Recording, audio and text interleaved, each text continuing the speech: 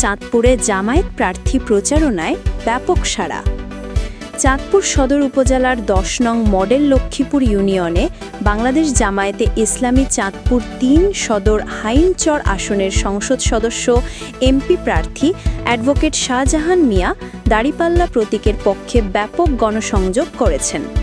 মঙ্গলবার ২৬শে আগস্ট বিকেলে তিনি বহরিয়া বাজার, লক্ষ্মীপুর বাজার সহ ইউনিয়নের বিভিন্ন ওয়ার্ডে পথসভা ও গণসংযোগ করেন। এ সময় পথচারী, দোকান মালিক ও সাধারণ মানুষের সঙ্গে কুশল বিনিময় করেন এবং তাদের কাছে ভোট প্রার্থনা করেন। গণসংযোগকালে অ্যাডভোকেট শাহজাহান মিয়া বলেন, দাড়িপাল্লা শুধু একটি প্রতীক নয়, এটি ন্যায়, ইনসাফ ও মানুষের অধিকার প্রতিষ্ঠার প্রতীক। আমরা জনগণের পাশে ছিলাম, আছি এবং ইনশাআল্লাহ ভবিষ্যতেও থাকব। জনগণের দোয়া ও সমর্থন নিয়ে আমরা পরিবর্তনের রাজনীতি গড়ে তুলতে চাই।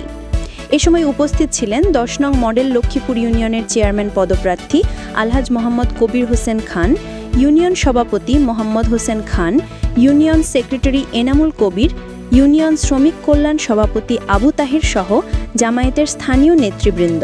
স্থানীয় নেতাকর্মীরা প্রার্থীকে ঘিরে পথসভা ও গণসংযোগে অংশ নেন এবং সমর্থন জানান।